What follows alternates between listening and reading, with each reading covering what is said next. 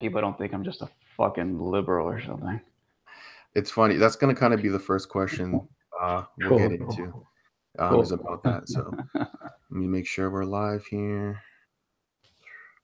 All right, cool. All right, guys. Thanks for joining us tonight on this live stream. Tonight, I am joined by Chris from Red Pill Philosophy. How you doing today, man?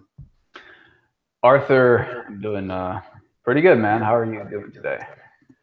Doing good, man. I appreciate you joining me for this discussion. Mhm. I have been following you for probably since the election.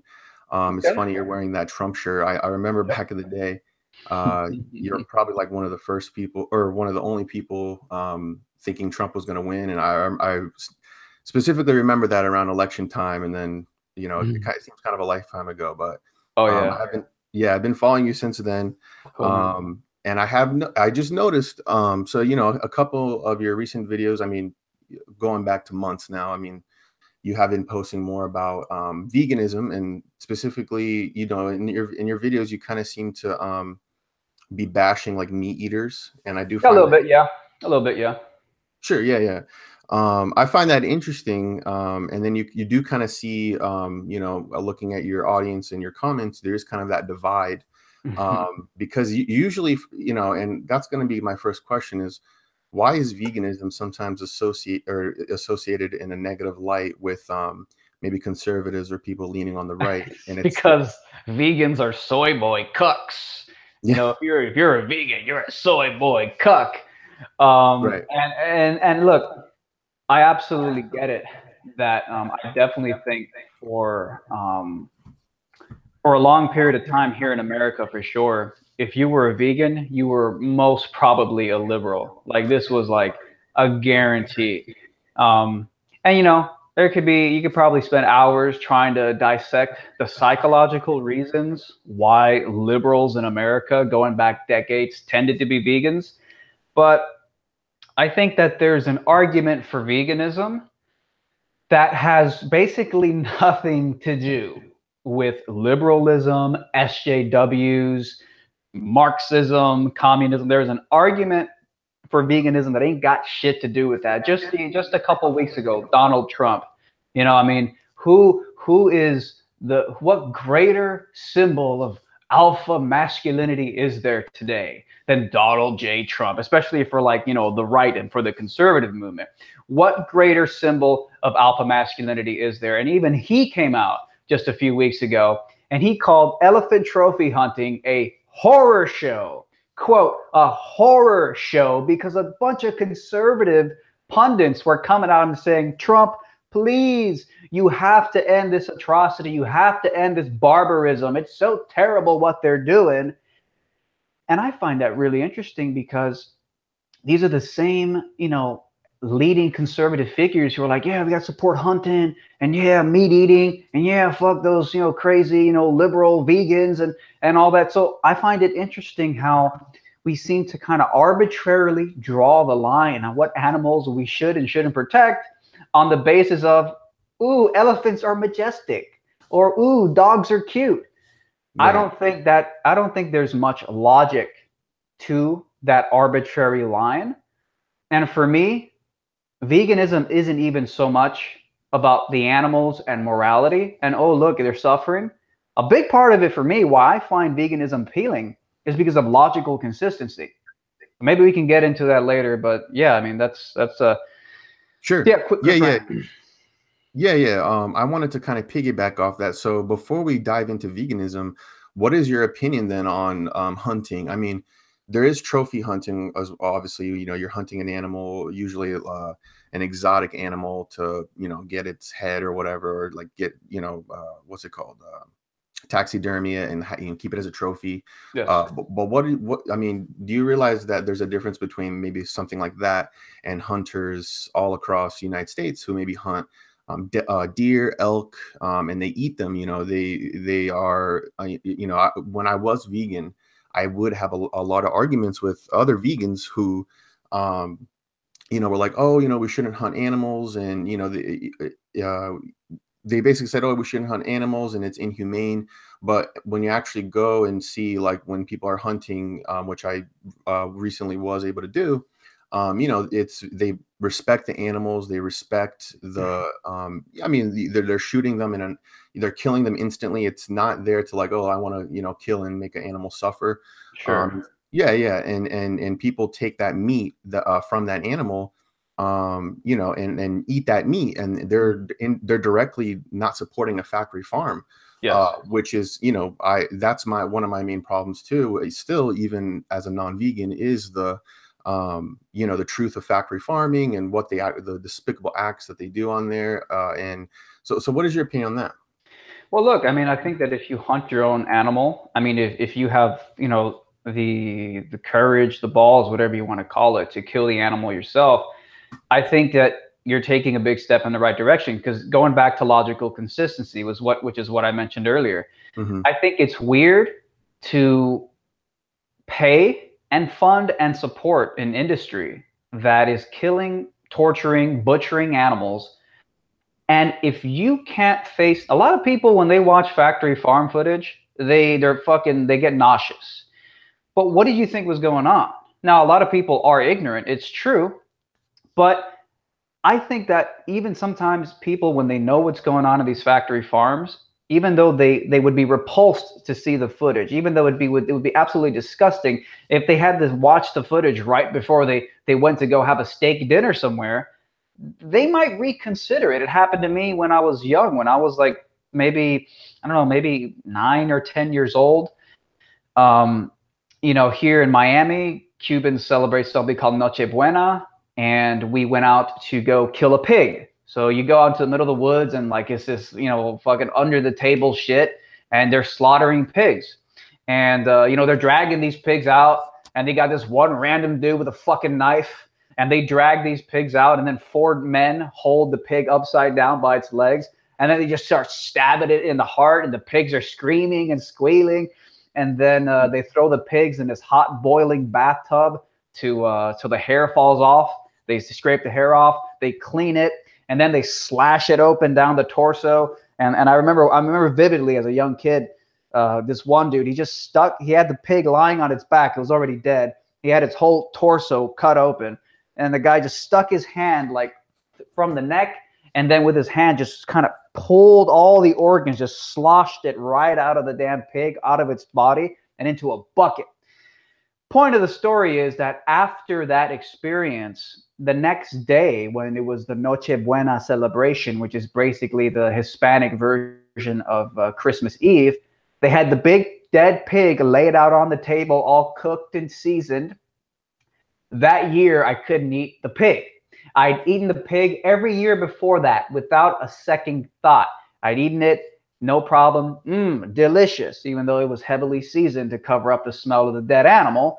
So it's not even like we even want to eat the dead animal sometimes.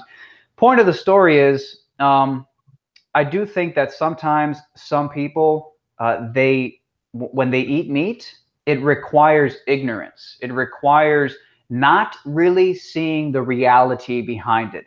Now, I know that doesn't necessarily apply to hunting, but on hunting, I absolutely respect it way more than someone who is disgusted by factory farming but chooses to engage in it anyways, and for that matter, tries to tell themselves bizarre rationalizations about why it's okay to do it to the pigs. Oh, the pigs don't feel, or oh, the cows, they're not sentient, or oh, you know, the animals were put here because God said, you know, they're here for us to eat. So I do respect hunting way more. I do think that if you go out and you kill it yourself, at least you're being consistent. If you go out and you kill it yourself, at least you can eat something that you can see the reality of it. You can see the reality behind what you're funding, what you're paying for, and you're not repulsed. To me, if you're repulsed by it, then I think that means you probably shouldn't be supporting an action that you're repulsed by. It's like this cognitive dissonance that requires a sort of ignorance. You need to be ignorant of the reality. You have to pretend it doesn't matter. Don't look at the slaughterhouse footage in order to feel okay enough to eat the damn steak.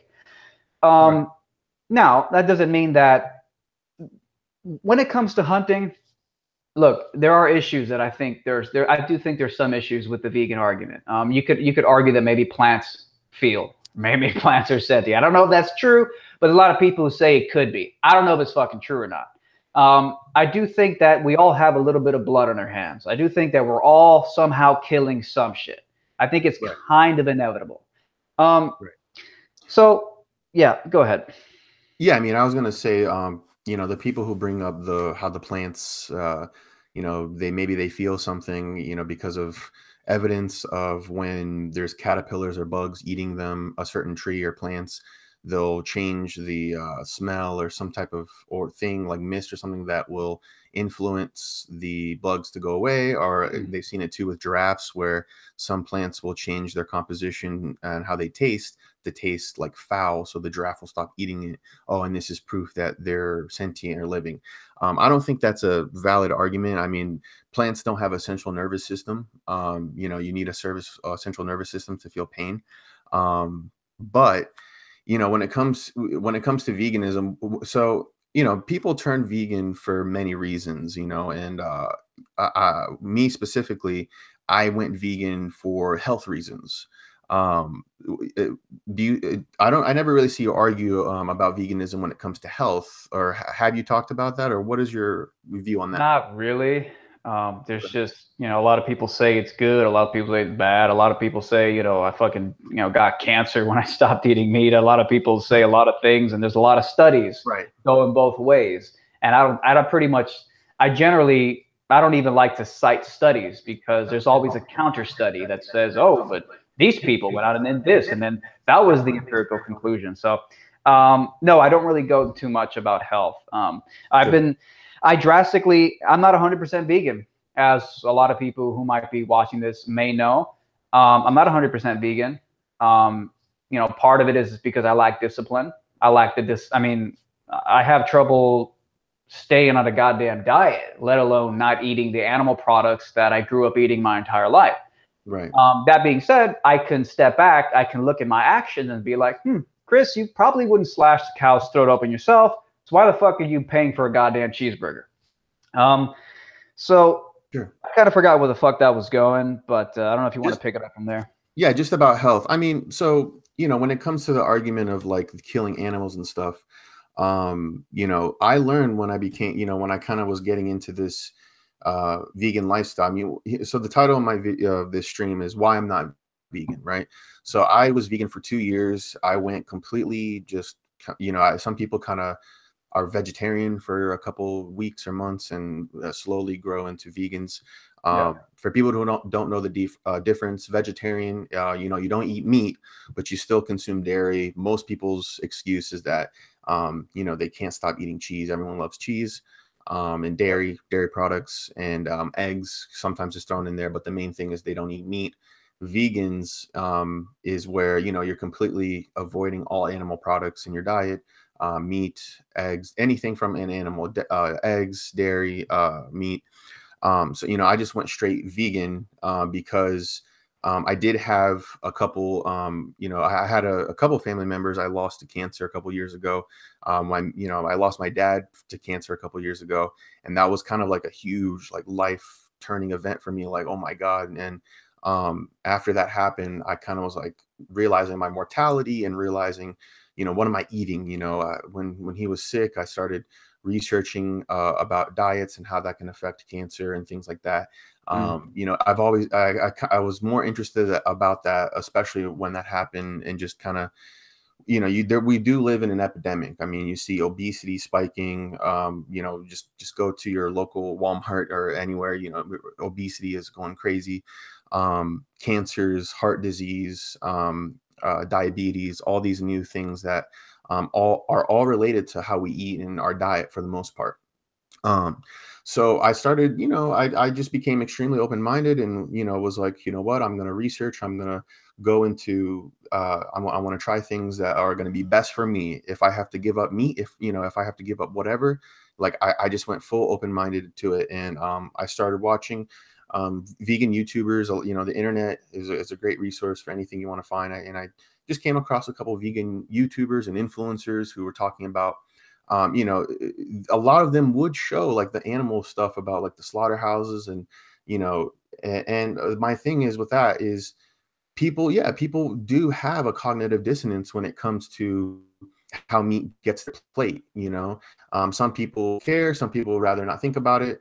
Maybe they do think about it. A lot of people are like, yeah, I know this is what happens, you know, it is what it is. So and for the main thing, I kind of felt the same way too.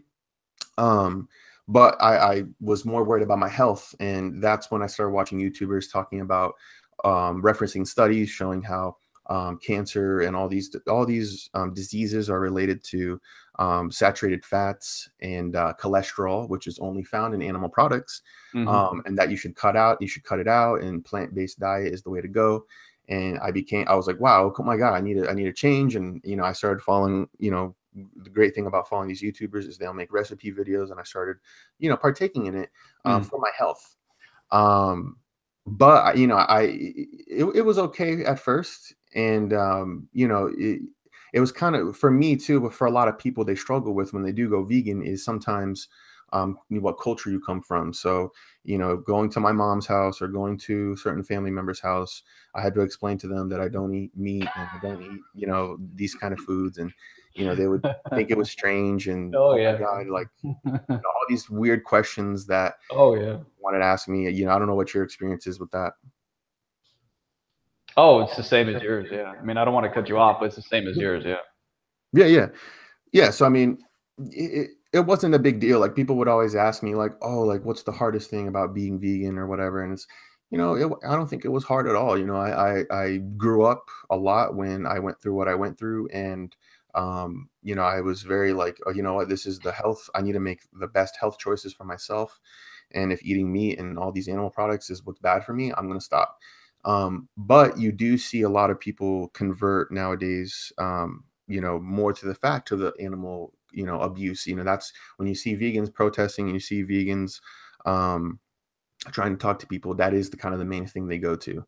And if they don't, then that's when they do the health thing. But that's why you know, I started to become vegan, and the problem with that is that yeah, you know, I felt great at first. You know, I lost weight and I felt great. You know, I everything was going fine. I was like, hey, this is the diet for me. It's working. You know, I feel good. But after about a year, I did start to feel kind of sluggish and had a hard time concentrating. I felt like I couldn't get through the day. I felt like a little more tired throughout the day. I would have to take naps.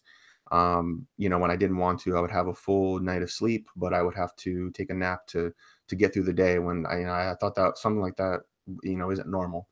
Um, Also, I felt, you know, people talks about, you know, with protein, like, oh, there's plenty of protein in plants. Um, sure, you know, people often compare like, you know, the amount of protein found in broccoli and steak is the same, but they often forget that it's density based. So you would have to eat, you know, a couple pounds of vegetables to get the same amount of protein in meat. So Mm. obviously, I wasn't doing that, so it was a little harder. After a while, yeah, I felt like a little harder to like maintain muscle. Mm.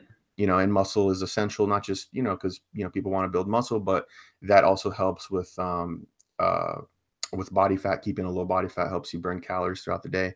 Mm. Um, so eventually, you know, I was like, whatever, you know, I don't know what's going on. I started doing a little further research and, you know, and started doing a little more research on nutrition and things like that. And that's when I kind of discovered, you know, last year, first of all, I watched so many vegan documentaries that talked about the lifestyle and, you know, animal cruelty, things like that.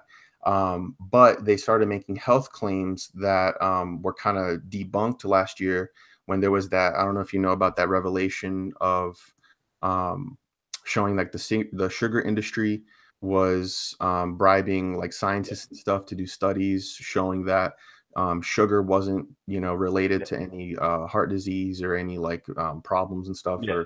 Or you know, that was kind of, I started looking into that, and You know, it that, goes both ways, right? Like, you know, the meat industry funds, like, they fund their own studies and research. Like, you know that, right? sure, yeah, yeah, I'm aware of that. You know, Like, there's conflicts of interest across the board. Like every single one of these industries, they all probably want to. I mean, honestly, I've read. there was a former um, I forget which medical journal it was. She was like the head editor of some medical journal, and she said that like you pretty much can't trust any studies because it's all funded by big industry. So my only point is just to say, look, yeah, I'm sure the sugar industry was funding research to make their shit seem like it's so good for you. And I'm sure every motherfucking food product out there, the industries are funding research to make it look good. And I've heard a lot of people say that the meat industry funds a lot of research that says eggs are great for you and this is great for you. So my only point is just to say it probably happens across the board. Yeah, I mean, it definitely goes both ways. But what I felt like after cutting out of my diet, I mean, whether you can, what I felt after cutting out of my diet was,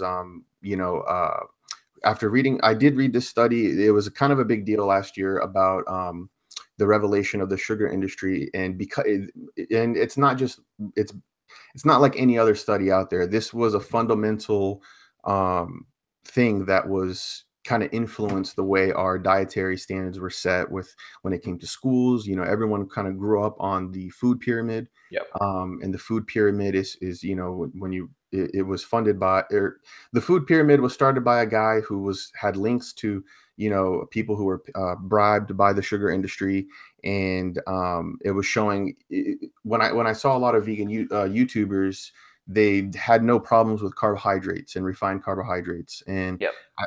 I was eating more of that as well. And Were you on like one of those unlimited carb diets? not unlimited carbs, but they just, with a lot of them would talk about how, people, the reason people are overweight isn't because of carbs, but is because of meat and saturated fats. Yeah, I think that's pretty moronic. Some of these vegan YouTubers are like, unlimited carbs, eat all the carbs, just have whole watermelons, just eat all the, just have gigantic mango smoothies. And I did that. I did that for like 2 months, like 2 years ago. It was like a month and a half or so. I bloated the fuck up. I listening to those vegan YouTubers, I got big and fucking puffy. To me, it's probably more about calories in, calories out. You gotta watch what you eat. Period. If you overeat fucking mangoes, you're gonna become a fucking fat ass. Like, I eat all types of fairly sugary things in a day. Drink apple juice, banana, blueberry smoothies in the morning. Oat cereal that has like fucking dried cranberries and shit. All I do, I just restrict the quantity of it, and I lose fat. So I don't think it's necessarily that like sugar is inherently bad or it's just terrible for you. I think it's just more about. What do you think, real quick though, but so what do you think has contributed to the obesity epidemic that we're seeing? I don't know. Most people are meat eaters. Sure, most people are meat eaters, but Kentucky Fried Chicken, breaded chicken. I'm sure that's contributed to the fucking rampant obesity in America. I mean, most people are vegans make up like fucking 3% of the population. How many obese American fat asses are vegan? I mean, most people are eating meat. So yeah, meat consumption is at 97%. However, when you look at, so I mean, just think about it. So 100 years ago, we didn't have this problem, right?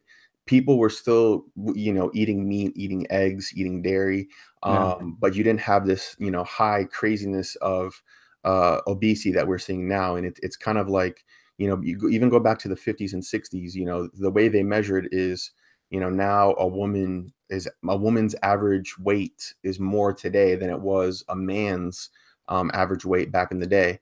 What has increased? That's when I kind of started thinking about, hey, I want to prevent cancer. I want to be healthy. I want to be as healthy as I can be. However, 100 years ago, 200 years ago, people were eating meat. People have eaten meat for thousands of years, eggs, and we didn't have this obesity crisis. Yep. So don't you think, I mean, when you look at sugar is in everything that we eat, that's processed. Look at, in the middle of the grocery store, tomato sauce has sugar in it. all Hmm. these different drinks and stuff.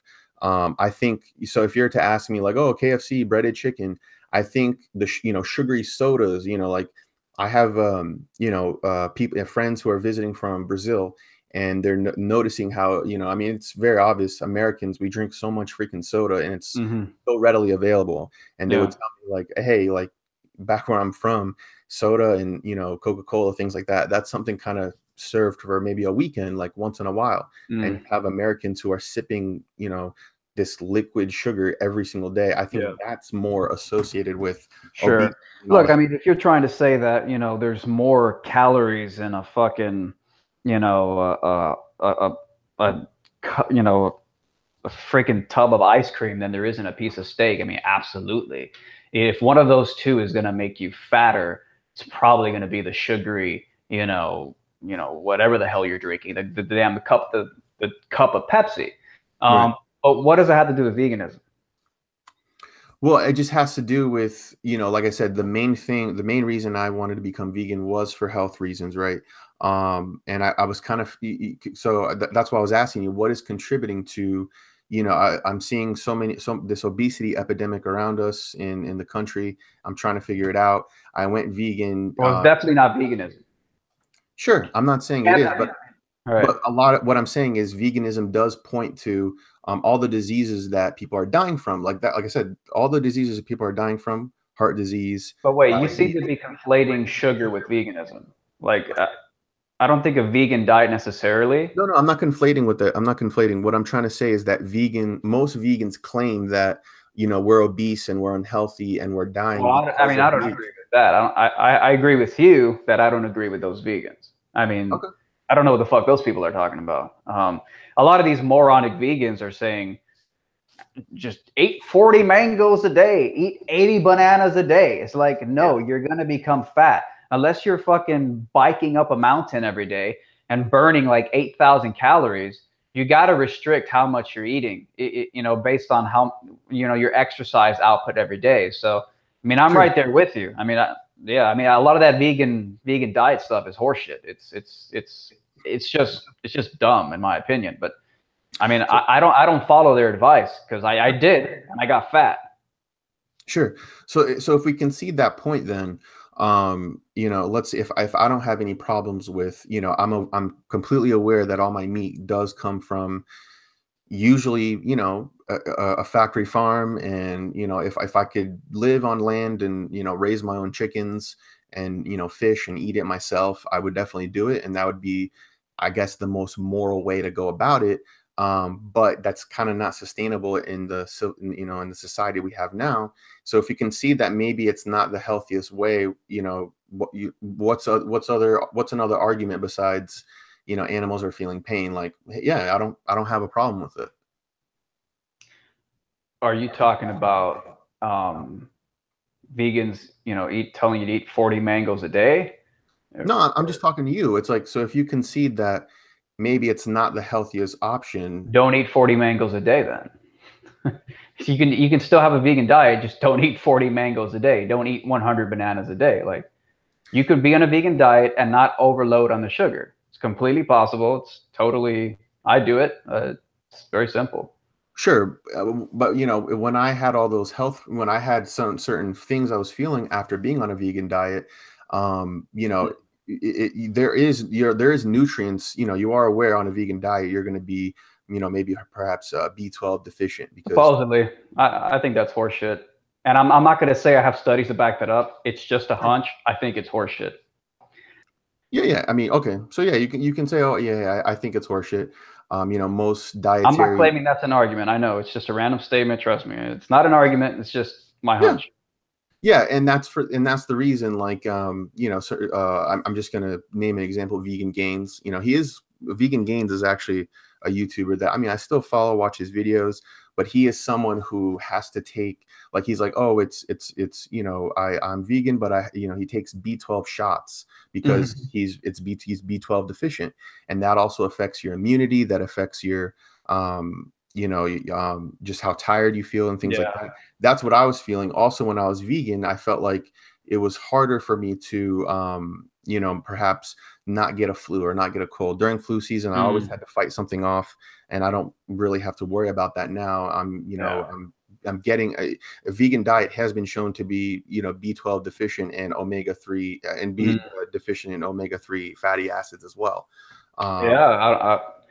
I mean, unless I'm getting, my B12 from my 1 day a week cheat day, where I have fucking Wendy's and shit. Mhm. I reduce my meat intake from all day, every day to, for the vast majority of the time since 2016, um, roughly once a day. I mean, sometimes I'll like completely go off the diet and like I'll go 3 weeks where I'm just not sticking to any diet. I don't even exercise. I'm just eating whatever the hell I feel like eating. But I very consistently have cut down my meat intake. I'll go 6 days out of the week, Okay. especially in the past few months. I've gone very consistently not touching the animal products. To me, if meat is such a fountain of youth, um, I would imagine having cut back my daily meat intake from all day, every day, every week to 6 days a week with a cheat day on Sunday. I think I would have noticed some type of drastic, reduction in my vitality, my energy. Sure. I feel really fantastic now. Unless people could say, "Oh, that's because you get that meat in once a week, Chris."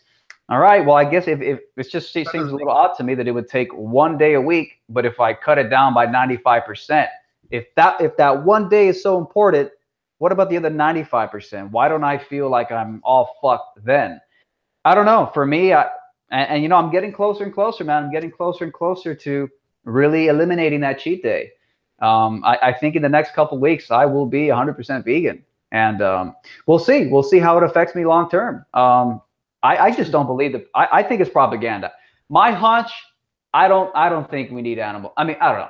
I can't speak for everybody. I don't think I need animal products to be healthy and active and energetic. I just don't believe it. Yeah, yeah, absolutely. So, uh, you have kind of on your channel bashed meat eaters when it comes, about eating meat. When does individual choice come in? Like, so do you like have a problem with people who do eat meat? When I did learn about veganism, it was their ultimate goal is to kind of spread their message. Yep.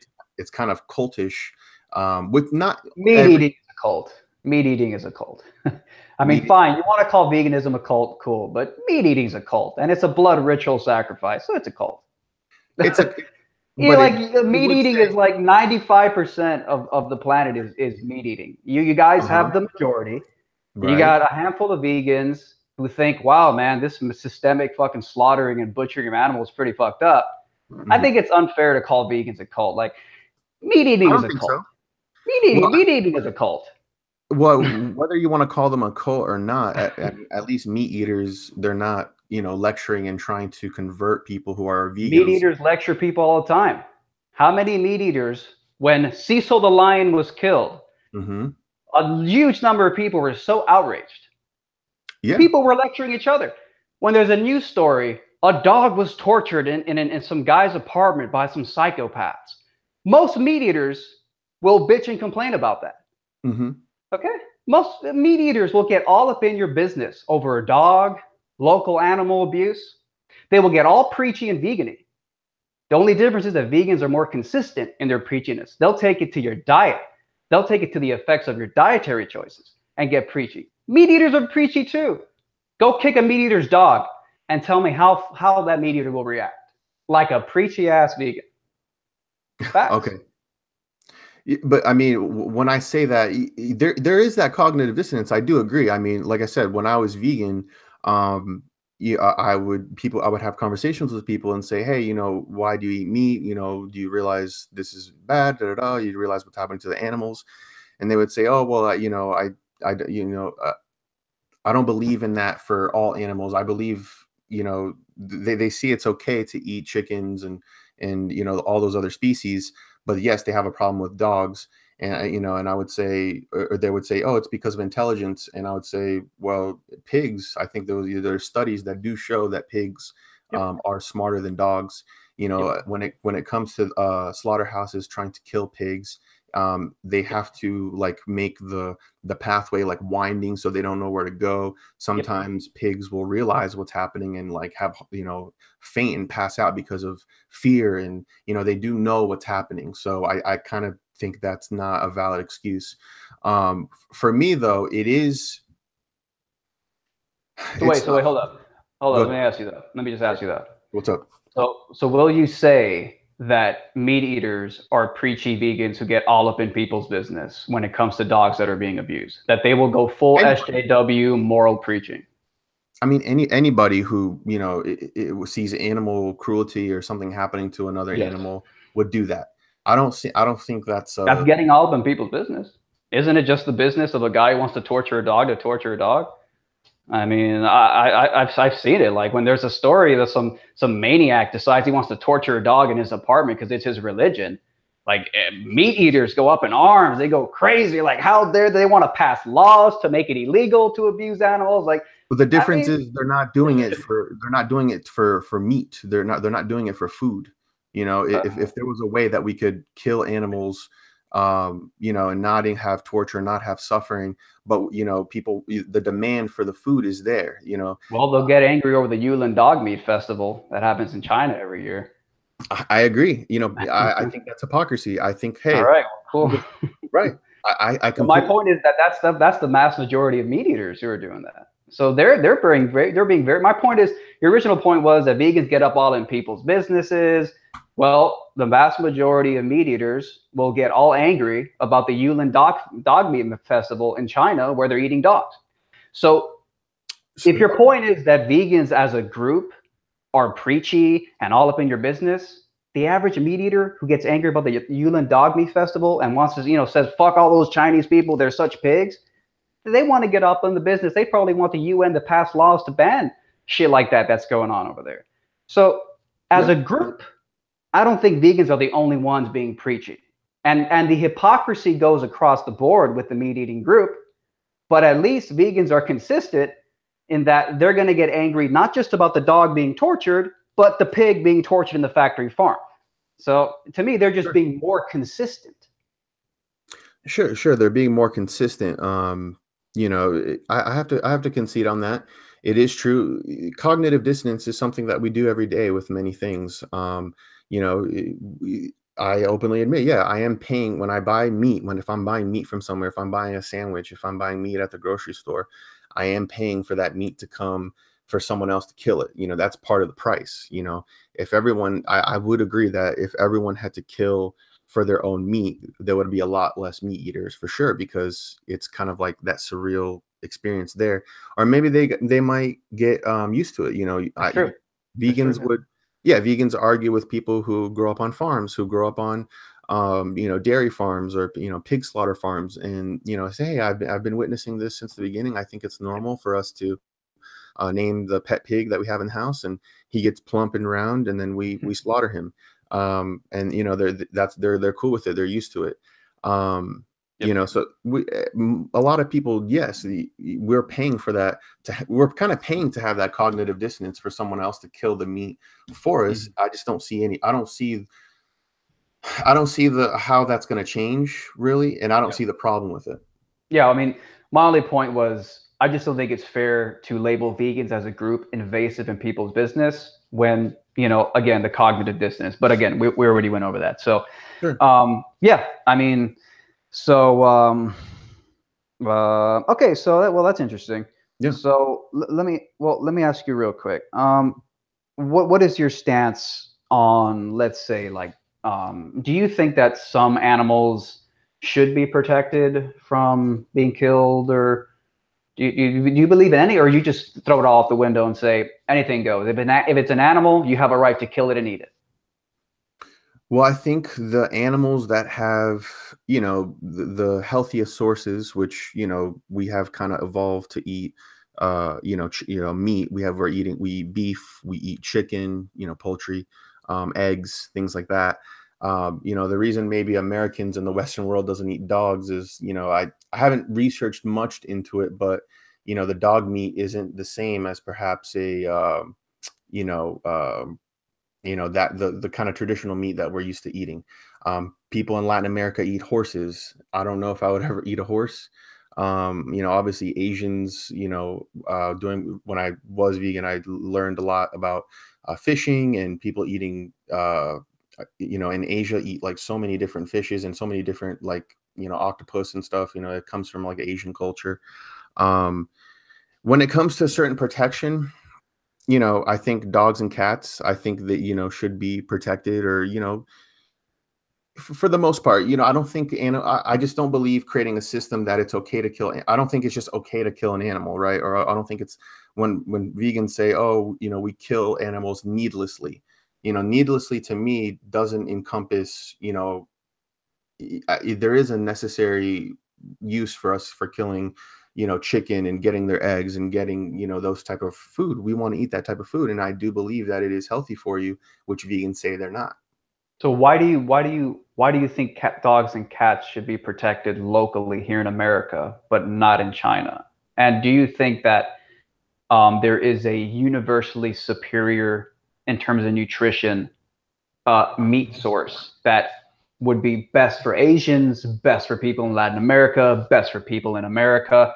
Do you think like everybody would benefit if they just stuck to pigs, cow, and chicken? Or do you think like Asians evolved eating dogs? I mean, I don't even know if that's true, but let's just say Asians evolved eating dogs. It must be it probably their bodies are they digest and extract nutrients from dog meat better. Okay, well let's just stick with the first When it point, which yeah, go ahead, sorry. No, that's good. I mean, when it comes to Asians eating dogs, it is tough. I can't tell them not to eat it. Like if there's a group of people that they want to raise a certain type of species to eat, you know, who am I to say, hey, you need to stop doing this because it's a dog? You know, you do see that. You see people So what would become happen if you saw some dude eating a dog here in America? Here you just saw some guy eating a dog. uh And he said, you know what? I'm an immigrant from Asia, and this is what I do. It's good for me. I mean, it's tough at that point. I think if he wants to eat a dog, then he should be able to eat a dog. Maybe if as long as he's not running around, you know, killing dogs in the neighborhood and stealing Mhm. people's pets. I mean, if he's, you know, I think there is a way to probably buy dog meat in America if he truly wants to do that. I'm a firm believer. I believe in freedom, and if you want to do that, go ahead. So you don't believe in protections for cats and dogs then?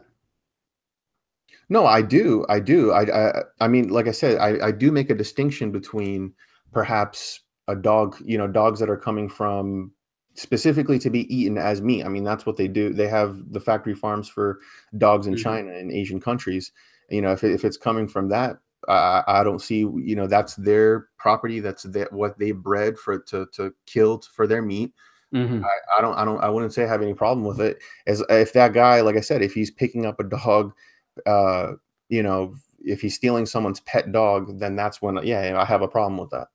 So the issue is kind of like property, like it's someone's property. Yeah, Mm, yeah. I that's mean, interesting. yeah. Ultimately, you know, on my channel, I say I'm libertarian. I believe in, you know, unless government is possible, I believe in freedom. If someone Mm, wants to do something, let's do it. You know, mm, um, like I said, so if there is an Asian immigrant who, you know, they might be ostracized by society, and maybe it doesn't make sense that they are because you know a vegan might look at them, which I did, which is maybe look at someone who complains about eating meat and complains about you know animal cruelty but has no problems or you know they complain they have no problems with eating meat from factory farms, and then they could complain about the dogs and stuff. It doesn't make sense to me for them to complain about that because sure. that is their choice, right? So do you somewhat reluctantly um, you know, accept this idea where, you know, the Asian immigrant gets to eat the dog?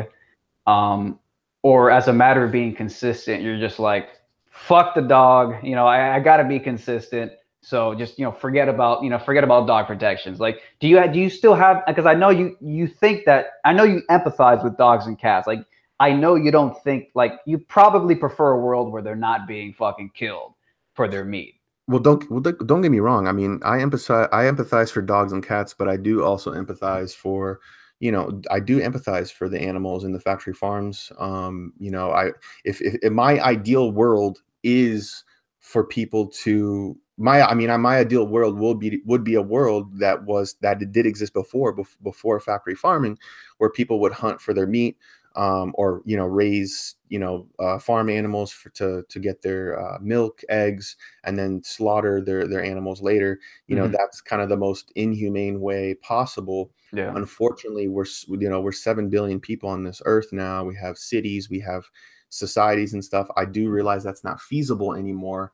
I'm just trying. And when you ask me, to stay consistent, yeah, I mean, it is to stay consistent. We don't have a demand for dog and cat meat in America, in this country. Um, so that's kind of where I take it as. Like, it doesn't mean I don't empathize for those animals, but Right. you know, Okay. that's why I'd say most people empathize with those animals. That's why anybody, whatever their diet is, they try to see a cow being slaughtered or a pig being slaughtered. They can't watch it. They turn away. I personally don't want to watch it either. No one wants to sit there and watch that. You have Mm. that human reaction of like, what the fuck, you know? So let me ask you a hypothetical. Hmm. If the vegan diet, if you knew that for you it was healthy, Hmm. and it actually worked out great for you, Hmm. would you still be vegan? Or yeah, well, first of all, would you still be vegan, or would you still be vegan, and would you think that animals should shouldn't probably be mass, bred and killed and all that? Because I feel like a Yeah, big part of why you're I feel like a big part of why you're against veganism is sort of the diet argument, which is like, it didn't work for me. It was making me feel bad. So how could I possibly defend a vegan diet if it's going to ruin my health? How could I possibly advocate veganism if the vegans might get powerful enough and pass laws where you can't kill dogs, they're gonna pass laws where you can't kill pigs and shit. So right. yeah, so that's my question. Yeah, I mean, hypothetically, that's the boat I was in, right? I kind of dealt with that as well, where it's like, after I did start to eat meat again and eggs and stuff, I really have a hard time. Like, wow, like I know where this comes from, right? You're right. It is mostly about health with me.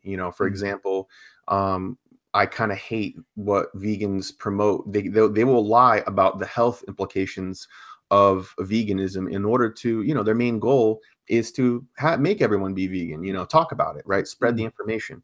But like I said, they go out of the way to not tell the truth when it comes to the health implications. I know when it comes to eggs, eggs, I don't know if you've seen that documentary, What the Health, they would say Mhm. that one egg equals, is the equivalent of smoking 5 cigarettes, is one egg. It's Mhm. equal. And it's like, that's clear. That's clearly bullshit. Like that doesn't make sense. Mhm. Um, so hypothetically, yeah, if there was a way for me to be, that's why I became vegan. My whole reason for becoming vegan was for health. Like I want to be healthy. Yep. A lot of the people I was watching was saying how, hey, meat and dairy, and I still don't eat dairy because dairy does mess with my digestion. People have skin problems because of dairy. I had skin problems as well. So I still don't really consume dairy. I don't eat soy as well though, and a lot of people, that's kind of like the meme, is like the soy boy thing, and Mhm. what it does to you. Soy does kind of imbalance your hormones, and it's not good in large quantities. But there's soy in certain things, Is that but part of the reason you don't drink dairy milk is because there's like high levels of estrogen in dairy milk or something like that? I heard that. that is true. Yeah, it's tons of artificial hormones too. Yeah.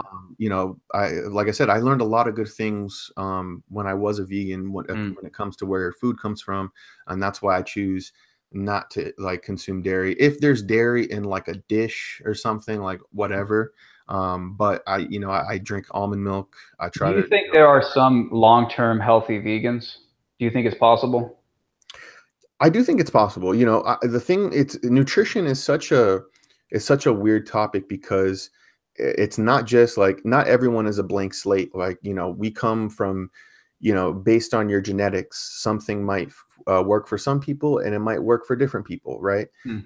And that was my main thing, was I wanted to be vegan. I wanted to have this lifestyle, because of the ethical reasons too, but for the health reasons. But I found out that all the health reasons I thought were true wasn't true, or I didn't believe them to be true.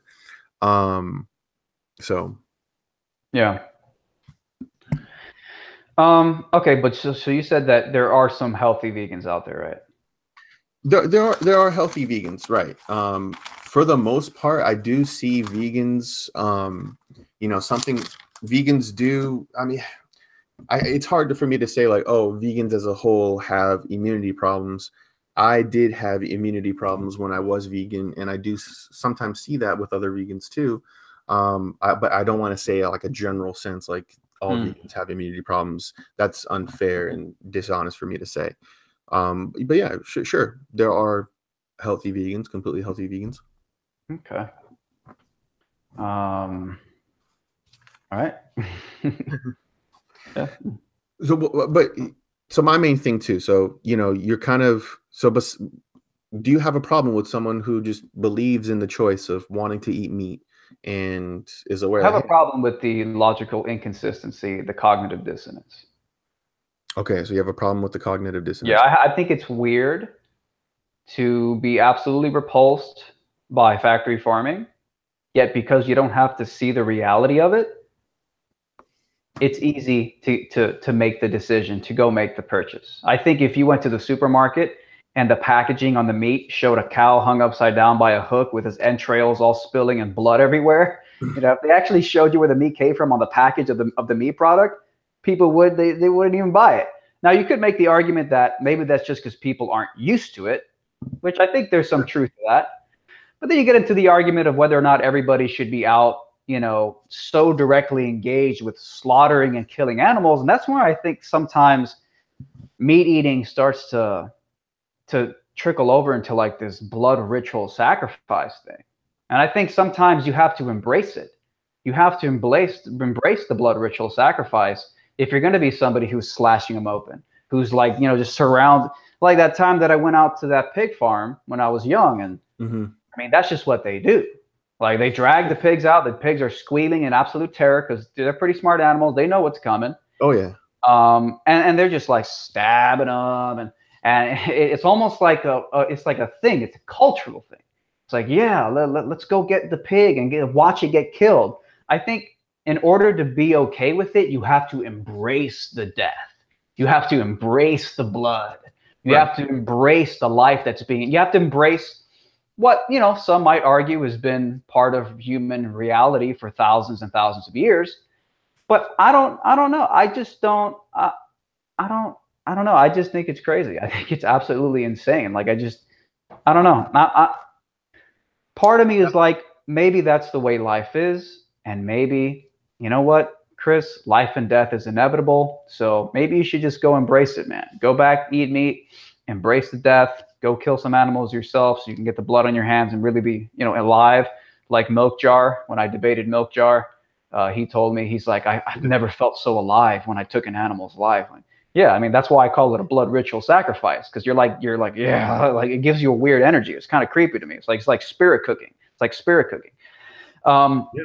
So just one quick point. So there's two extremes. There's like, let's go back to embracing where we came from, blood, death, the cycle of life and death. And then there's the opposite extreme, which is, do we have to do it? There's lab grown meat.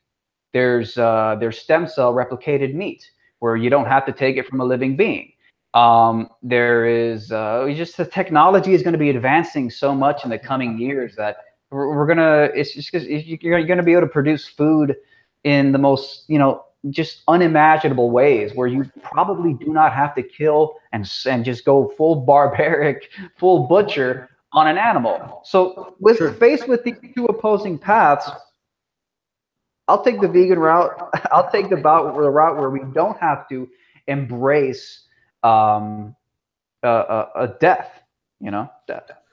Yeah. I mean, hypothetically, in the future, I would wish to see more lab grown meat. There are many companies, startups now that are investing in that and researching that, where one day, soon we'll be able to grow, with the cells and with the DNA encoding of a cow, we're able to grow a cow with just the meat that we want to eat and no nervous system. So it's not going to be a being that will feel pain.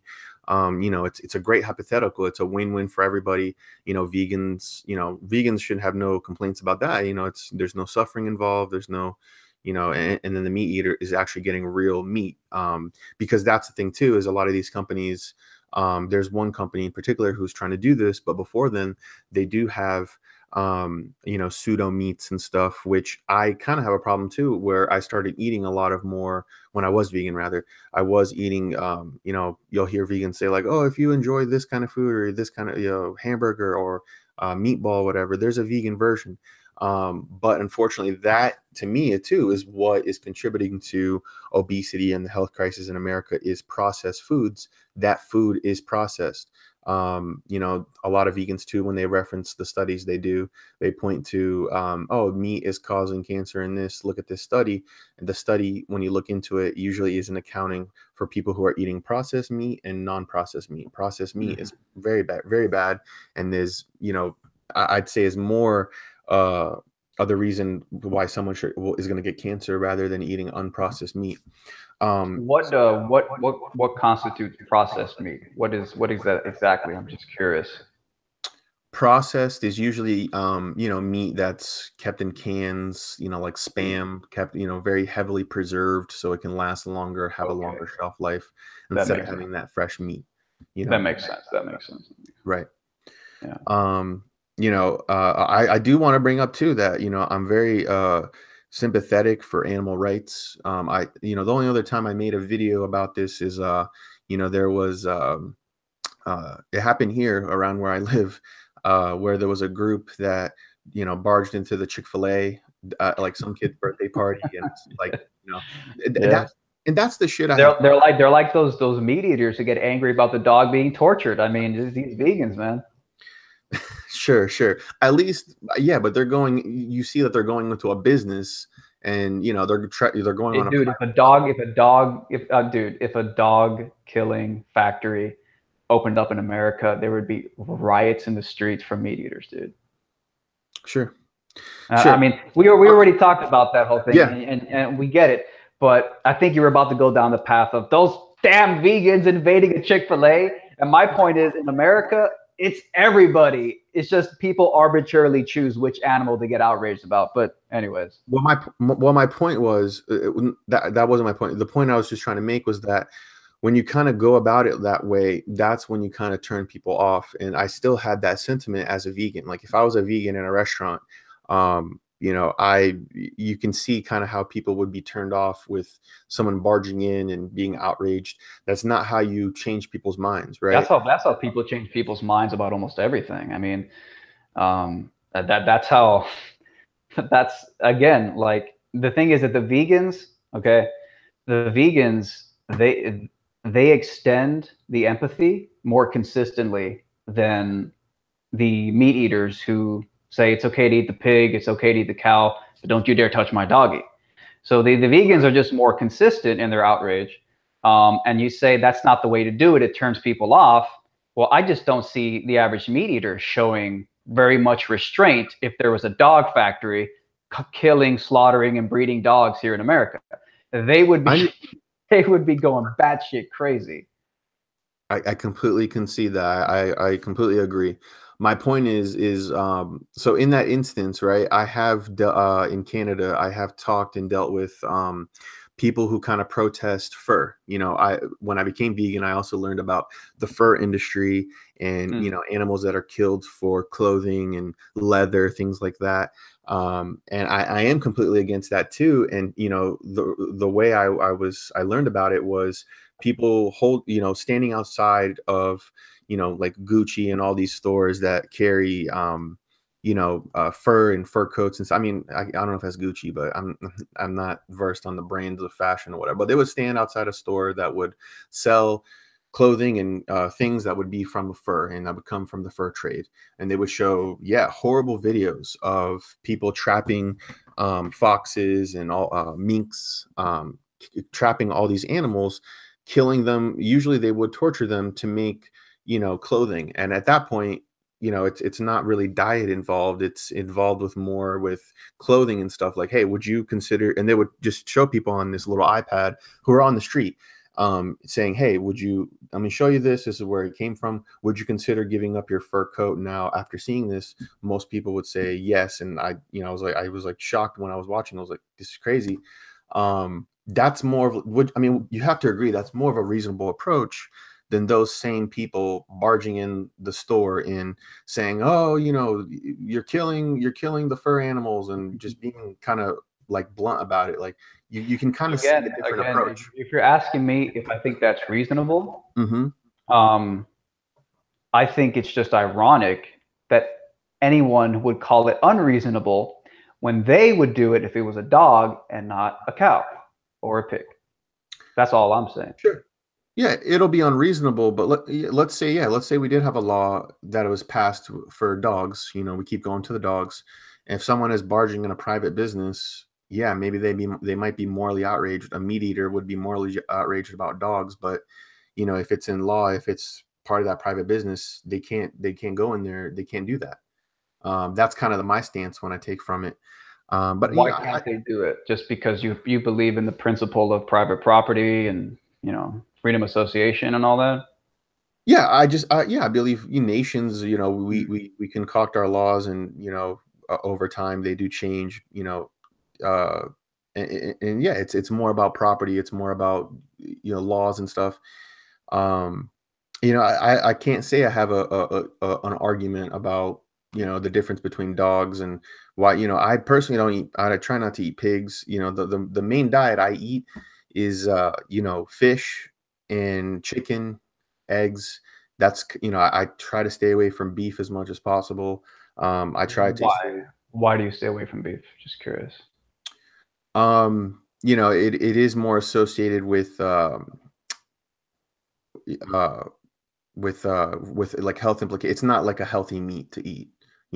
Like it's healthier to eat fish. It's healthier to eat chicken as opposed to beef. It's more to do with health issues. Even if it's grass fed and all that stuff. There is an argument for that. There is an argument for grass fed beef. It's just a personal choice. Like I said, I did used to be vegan, and I just it's just kind of like a personal choice. It's different things work for different people. That's the thing that vegans have to realize too, is that, would you agree that not everyone is suited for a vegan diet? Yeah, that's the thing. I would hope that everyone could be vegan and thrive. That'd be amazing. But yeah, it would be too arrogant of me to assume that everybody needs it. So I'm not, or rather that everybody would thrive on a vegan diet. I don't know. I don't know. I just don't know. I mean, I don't really look into the whole health diet studies and all that. That's not what I look into. Sure. But I'm sure there's got to be somebody out there who doesn't thrive on a vegan diet. The vegans will say, the hardcore vegans will say everyone will thrive on a vegan diet. I don't know. I don't fucking know. I don't know. That's my main problem with the whole vegan information too, is if you want to show about videos about slaughterhouses and show it to people and show people the truth, I'm all about it. I do believe that people need to be informed of all the decisions they make. Maybe that will turn them vegan. Maybe it won't. I completely believe in that. But different things work for different people, and vegans, I would say they're more radical, where they're more willing to just completely kind of create propaganda and lie about eating animal products when it comes to health. In order to just push veganism. They want everyone to be vegan at no matter the cost, and that's the problem I have with it. Yeah, and most meat eaters want everyone to not eat dogs. Sure. I just say that because I don't think it's fair to just target the vegans when the meat eaters, which make up the vast majority, also have their arbitrary distinctions on what you can and can't touch as an animal. So I just don't see it as sort of a fair a thing to lob at vegans. Like, oh, they're just so imposing and they're so this. Well, no, they're just more consistent than the meat eaters who get outraged over the dog. So I just don't think it's a fair thing to say that the vegans this or the vegans that. I just see them as more consistent, which I could actually respect. Sure. Yeah, man, I definitely understand your point of view. So what do you think about just? I kind of wanted to ask you like the reaction because it seemed like on your channel, like what kind of inspired you to go vegan, or maybe you were vegan before and you didn't really talk about it on your channel, but what kind of just was like, you know what, fuck it, this is something I want to make videos about, and I mean, Um, I'm sure you were expecting people to kind of be like, hey, what's, yeah, yeah, of course. People yeah, have gotten very angry. Um, I find it funny um, because I just don't hear too many good arguments. And it's not even a lot of times, again, it's not like I'm making a moral argument here. I'm really just saying, sure. are you being consistent within your own espoused values and morals? Most people aren't, even meat eaters. They're just not. Vegans, I see generally as being more consistent. Now, are there holes in the vegan thing? Like, yeah, vegans probably, the spider comes into their house, they're probably going to smash it, and they probably step on bugs, and it's okay apparently to ignore that. But some people make an interesting argument where, on the whole, oh, you shouldn't walk, you shouldn't step, or you shouldn't drive cars because you might run a cat over. So if a vegan drives a car, then he's a hypocrite. But at the same time, vegans generally will accept the possibility of themselves being hit by a car. So in the name of allowing overall civilization's locomotive travel and traffic, I actually don't think it is an inconsistency for a vegan who's willing to potentially get hit by a car crossing the street to also get in a car and potentially run over a cat. Though I will say that I think it's unfair to compare a human crossing a street to a cat crossing a street, considering that humans are raised and trained to look left and right. Cats aren't as intelligent, so they don't have the same capacity to cross a street safely as the average human does. But again, that's some hardcore, like ridiculously down the rabbit hole ethical shit. Yeah. What the hell were we originally talking about? I forgot. No, I mean, I was just commenting about I forgot where we were, like what the question was. just the good arguments about veganism and the one extreme, Oh, it uh, was people's reactions, I think. people's People's reaction. reactions. Right. Yeah, no, people's reactions have been oh no, no, it was why I became vegan. Why? I just I became weirdly aware of just how barbaric life is. And I thought it was weird that we grew up in a society across the world where we believe in morals and ethics and all these types of things, but we turned a blind eye to just the most shocking hell on earth, just systemic, mechanical, just processing, murdering, torturing, confining um, things. So it was weird to me. It was weird to grow up believing in all these high ethics and we should be this and laws and justice and all these things, and yet it just seemed a little incompatible, especially when you add in the way that we create little pockets of protection for our pets, and then we just arbitrarily exclude certain animals. But if you're in India, the cow's sacred. But if you're here, fucking hell yeah, hamburgers all day. If you're in China, cats and dogs are on the menu. If you're here, oh my God, those Chinese people, they're so terrible and how dare they. I just became apparent that human beings across the planet create arbitrary little distinctions and boxes that are convenient, not on the basis of logical consistency or a truly consistent ethical framework, but just on the basis of like, oh, it's my culture. Oh, it's just like these most arbitrary whims. So all that just came together in my mind. I'm like, well, I could either A, embrace life and death, throw morals out the window, be consistent, logically consistent, throw all the morals out the window and embrace life and death. Let's go hunt. Let's go slash some fucking cows open. Let's butcher. Let's procure the meat myself and just relish in it. Like Milk Jar told me when I was in a debate with him, just let that spirit of the animal just just fill me with this life. And I just think that's weird. It's just weird to me. It's like, I don't know. It just, I don't feel like I can say, I don't feel like I can go to sleep at night at the end of the day and say, I'm a good person and have just done that. I just don't think so. So I had two routes. Matt completely radically embrace the cycle of life and death and throw ethics and morality out the window, or veganism, a more consistent dietary approach when it combines with the whole ethical argument, and move in that direction. And maybe there'll be lab grown meat soon, petri meat, stem cell replicated meat, and maybe we don't have to freaking kill living beings. So that's basically where I'm at right now. I mean, I used to make videos trashing vegans. I have a whole goddamn playlist trashing vegans. I don't know if you've seen those, but I have a whole playlist shitting on vegans. I mean, they're actually hilarious fucking videos. I did a video on Freely the Banana Nazi. And you know, I have a whole playlist shitting on vegans. But over the years, I've come to realize that a lot of what I thought were good arguments, they're not the best arguments.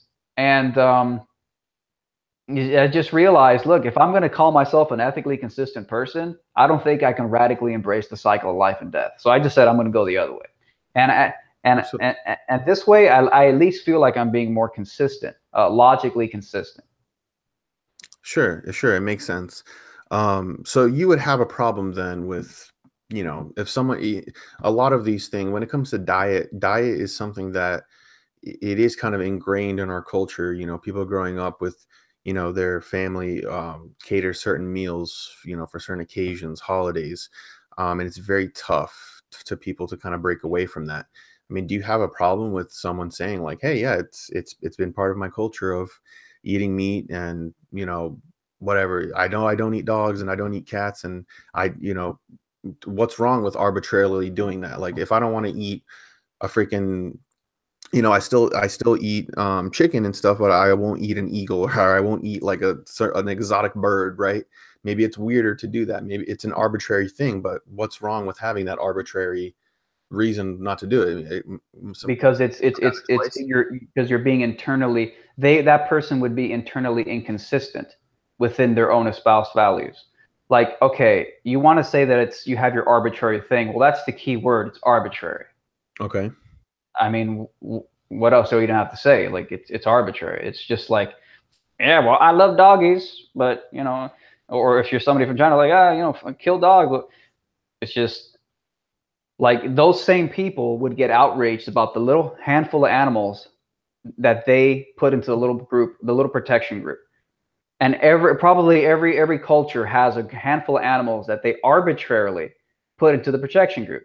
So if you want to say, it's just my culture, leave me alone, well, fine, but don't get angry when another culture eats and kills the animals that you think should be protected. That's it. Sure. Yeah, I mean, human beings, I mean, we you know, there's the I don't know where it's from, but, you know, the barbaric ritual of you know, trapping a monkey in that little contraption, and they like beat the monkey over the head until its brains come out, and then they eat the monkey's brains, and this is essentially torturing the monkey. And I'm sure, where did that happen? Holy shit. right, yeah, it's a culture thing. I don't know, I don't know what culture it's from. I don't want to make a guess because I honestly don't remember. That's But pretty fucking horrific. yeah, it could be. Yeah, it is fucking horrific. I think it is. It's either from like the Middle East or something, or some maybe Indian. I don't know. I don't So know. if you saw that happening, you would just, you know what? In the name of tolerance of other people's personal choices, I wouldn't. bash. No, I wouldn't because it's torturing the monkey, right? I want to. Yes, I do eat meat. I understand that, you know, it has to be killed to get that meat. If I want a chicken meat, if I want fish, I know that it has to be killed to eat it. I want that to come in the quickest way possible, you know, in a humane way. I know vegans would argue that there's no humane way to kill an animal. I mean, I would disagree. I mean, there's you have to. There's definitely a distinction between torturing an animal and just putting it out of its misery. There's obviously a distinction between that. Yeah, there absolutely is. I don't like that vegan argument where they're just like, there's no way to humanely kill. Well, I mean, yeah, I mean, technically it's not very humane to, like, you know, blow their brains out. I mean, if you're going to, like, the more humane thing probably would have been not to blow their brains out. Yeah. But I mean, there definitely is a distinction between torturing them. But, you know, most animals probably are tortured. I mean, you know, factory farming, you know, as you pointed out, like, you know, it's terrible what happens in factory farms. Yeah, that's the problem. I mean, like I said, factory farming, you know, it is a fucked up environment. So real quick though, so you said that you would choose to violate another culture's personal freedom and choice, because the killing of the animal involves torture. I mean, I wouldn't violate it. Like, you know, I mean, depends on the situation. Like, if I'm witnessing that, I would be like, hey, like, can we not torture this fucking monkey? If you want to eat it, can we find a different way to kill it? Mm. Ultimately, what position would I be to stop it, though? So you okay. I thought you said you would stop it though, because it's you would intervene, or I did I mean, hear you wrong? I would intervene to the. I would suggest it, but it's No. not like I would. At the end of the day, I don't have full power of. You Yeah. know, if there's a family, it's tough. I mean, if there's a family that's like fucking torturing monkeys, and I know that they are like at their house, maybe I'll tell animal services or something. Um, to be logically consistent, if they're killing that monkey in a humane way or getting that monkey meat from just the way they would any other meat, who would I be? Who would I be to tell them not to do that or not to eat that? Hmm. It seems like you respect other people's choices to do something that you are personally repulsed by more than your own conviction that they shouldn't do it. Sure, you can say that. Okay, interesting. Yeah, I mean, it's tough, because like I said, my channel and my views, um, I'm completely in favor of freedom, of people wanting to do what they want. Um, so, we have been raised in this culture, in this society of meat eating, and it's linked to, like I said, to two cultures. Um, I have a very hard time, as people are watching this stream, to kind of make that distinction between dogs and cats. I don't know. I don't know about the, I'm kind of stumped on that. Could I But ask you, what do you think about the whole lab grown meat thing? If there was a way that you can get totally healthy meat without actually having to kill an animal, would you start eating like the lab grown type stuff? yeah, I mean, it depends, right? So that's something that is going to take a long time to get on the level of, first of all, being cheap, right? So obviously, and when it first starts out, it's probably not going to be something cheap to get. It's probably going to Yeah, I be was reading a book recently. It cost like the first Petri meat burger, like it cost like $30,000 or some crazy shit. yeah, Yeah. right. Yeah, it's just the nuance of new inventions, new technology. That's the way it is. Like it's when you have those little resources and you're first doing it, it's going to be expensive. Yeah. If it gets to that point where it's cheap as meat, and that's what a lot of people don't know too, is that when it comes to meat and things like that, like you were saying, or I don't know if you did say or not, but that's why we get meat cheaper, we get eggs cheaper and milk cheaper than they are, because of government subsidies. And you have a lot of people, that's why if you try to buy something vegan, it's more expensive, not because they're trying to make money or because they want it to be that way. It's Yeah. because meat, they already have a head start when it comes to subsidies. That makes the meat cheaper, that makes the milk cheaper. Not all vegan products are more expensive though. I just want to say that for anyone listening. Like there are definitely some vegan foods that are, they're really inexpensive, like rice, grains, your average vegetable. Just because I know that's a myth for anybody listening, and just in case you still believe that like vegan diet is so expensive, like it just depends. Like if you're gonna go buy some like fake vegan meat product in the frozen food section of your grocery, that's probably going to be a little bit more expensive. But like the average healthy vegetable or rice, grains, like that's just fucking dirt cheap, probably cheaper than most meats. And I find it very nourishing. So I just want to throw that out there. Sure, sure. And that's when my thing too comes in, is with, I mean, you mentioned rice and you mentioned like, grains and stuff. I think that is more detrimental to someone's health than, let's say, uh, meat or animal products, Yeah. I think that, it's that about how much you eat. I mean, again, a lot of these vegan YouTubers are like, yeah, eat, unlimited carbs and stuff. Like I eat, I don't eat rice regularly. What's the most carby, grainy thing that I eat? It might be the cereal. sure. Um, Sometimes I have like this frozen vegan dinner that's like made out of like noodles and stuff. Um, But I it's just feel like, about how much you eat. Like it's just I make sure that I don't overeat it. If I'm gonna have something that's high in carbs, I don't have a lot, man. I have a very small portion, and Yeah. I don't know. Like I lose fat. My cardio is better than it was a year ago. I mean, before, I used to be able to run like 20, 25-minute jog at night and I'd be dead. Now I can go 45 minutes or longer. And it's not because of the vegan diet per se, but my point is just that even eating mostly vegan, having cut the meat down drastically, yeah, my health is doing pretty good, I would say. But anyways, I don't know. I don't know where that came from. Sure, yeah, and and that's kind of the hang up between us is just the health implications and stuff, and um, kind of the main thing I wanted to talk about is just kind of vegans wanting to push this false information about the just saying meat and animal products is the cause of our diseases nowadays, and the obesity epidemic that's happening in America, it's related to meat and animal products when it's not. And Yeah, I think I could agree with you on that.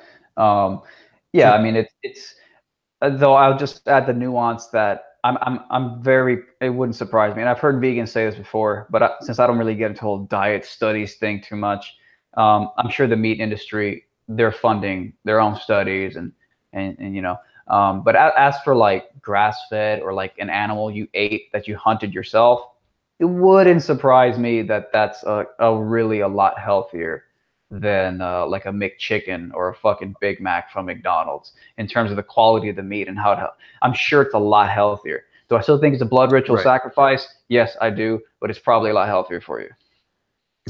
Right.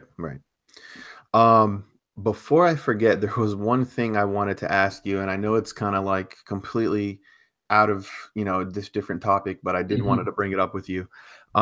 What's up with the whole flat earth thing? Flat Earth, man. Hey, you know what, dude? I'm a true skeptic. I'm a real skeptic. I'm an extreme skeptic. I ask Okay. questions. The flat Earth thing, man.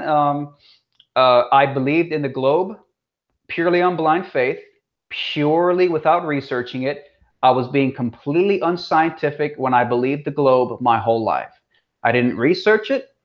Someone told me it's a globe, and I fucking believed it. I didn't look into it. I didn't do experiments for myself. Purely blind faith. So, Okay. hey, if we're all pro science here, then the pro science people should condemn me right now for believing in the globe without actual evidence, without actually investigating it on the basis of blind faith. Pro science people should condemn me right now for believing in the globe all these years on the basis of blind faith. So, But okay, so I mean, you do realize there's like calculations that, like math calculations that, that's engineers, they're creating structures and they're creating rockets and stuff, and they have to take into account the diameter of the earth and things like that. Like there's so many things that can point to it apart to just what we see with our naked eye, right? yeah. Okay. Again, I didn't say the earth was flat. Okay, there's a lot of yeah. So there's flat earthers. They do kind of do that thing when we were talking about. They're like, "Oh, I don't believe the Earth is flat," or "We never." Do you believe in the a lot of flat earthers believe this too. I mean, do you believe in like the moon landings being hoaxed, and like, are you kind of like an I don't know anti-NASA anything. person? I don't know anything about the moon landings, bro. I know very little about moon landings. Okay. That's a conspiracy I really never really got into. That I mean, the moon landing thing is kind of a squirrely thing, and when I do talk, or when I don't talk to many flat earthers, I was trying to message this guy on Twitter, because that's the thing too with this whole flat Earth thing. It's kind of growing and it's kind of becoming this movement that people are having this associations and selling books and selling T-shirts and stuff, and that's when I'm like, oh, really? And I'm kind of seeing like, oh, we're in the name of getting the truth out there. Make sure to support me with this T-shirt or whatever. Um, that's where it's like, so what's your main goal with this? They're trying to wake people up, right? Well, But everybody monetizes their shit. I mean, sure, yeah. I mean, they still, they can. There's other platforms too. I mean, YouTube, they're demonetizing everything, right? yeah, Uh, but I mean, everybody wants to make money. I mean, of of course. course, of course. I just find it kind of weird. The Yeah. moon, I mean, that's something I do kind of agree with when people who talk about the flat earth is this kind of anti-NASA thing where, I mean, I don't believe everything from NASA is fake, but I do recommend you look into the moon landings because that is kind of a squirrely, like people who don't really know much about it, they hear it and they're like, oh, that's weird. Like, why? I don't believe that. But Mm, there's a lot of things that it looks like NASA did fake, and I can kind of understand people who maybe don't believe in the moon landings, and a lot of them do link that to the flat Earth and saying, "Hey, we've never been in space. We've never taken a picture from yeah. space or whatever." Yeah, I Uh, think that's where a lot of the modern flat Earth thing came from. I think it came from uh, questioning NASA.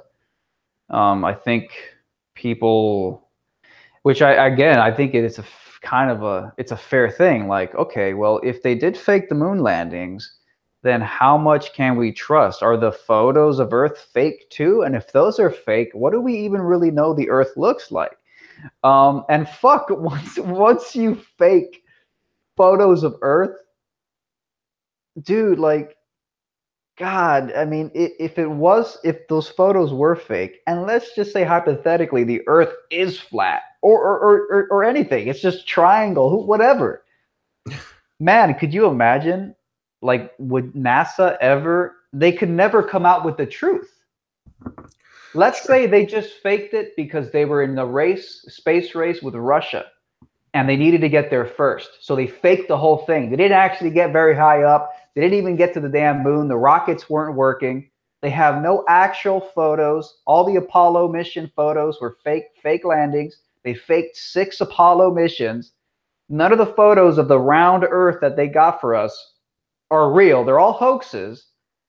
I mean, how can you trust anything they put out? And would if the Earth was not the way that they presented it in those potentially fake photos, they could never go back out and actually show you the real image of Earth if it's different from the fake ones.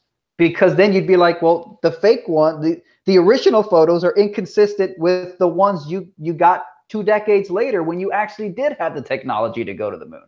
So everything after the potentially fake moon landings would have to be consistent with everything they showed us from those fake things. So if it was fake to begin with, everything would have to be fake unless NASA is willing to come out and say, oh shit, the way that the Earth rise, the way that the moon looks when you're standing on the moon and you're seeing the Earth rise, that's technically not how it looks because that was fake.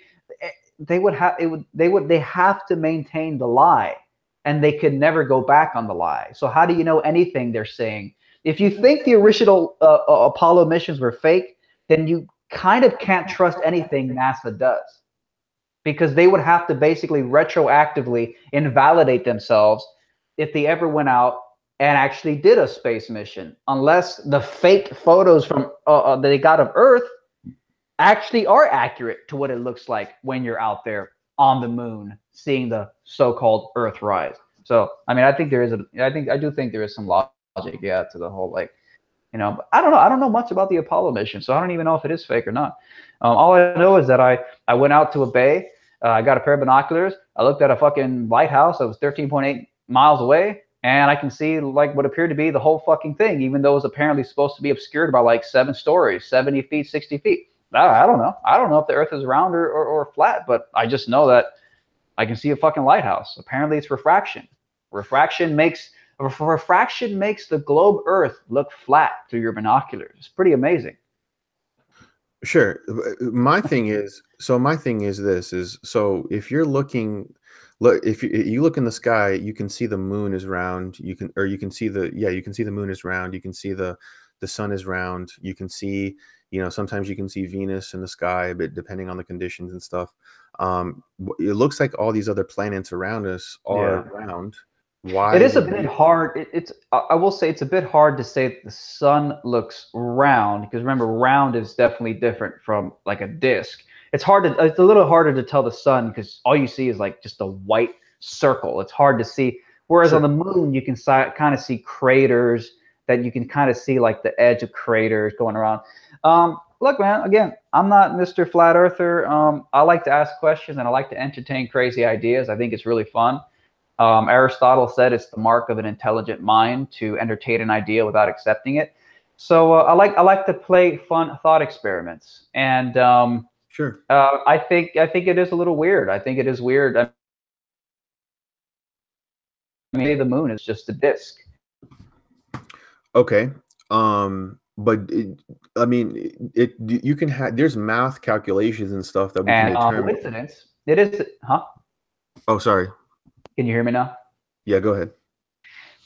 Yeah, some flat earthers say that the moon isn't a sphere. They say it's just a flat disk, and that it's even like semi-translucent. They say you can see stars shining through it. Or, I don't know. I do think it's an interesting coincidence that we always see the exact same side of the moon. I don't even know if it changes. I could be wrong, but I think you always see, like, it's spinning perfectly. You always see the exact same. So it's like, damn, like if it was a flat disk, I mean, that's why all you see is the same fucking, it never rotates off a little bit. But I don't know. Man, I don't know. Sure, but what I was gonna say was is that, I mean, we have math calculations that show that calculating gravity and something out in space as large as, let's say, the Earth or the Moon. The reason they're a sphere is because that's how, like, gravity expands things. So, it's mathematically impossible for, let's say, the Earth to be round when you actually, look into it. Like, they're determining this in, like, calculus class, and, like, what do you have to say to that? The first chunk of what you said cut out, bro. Okay.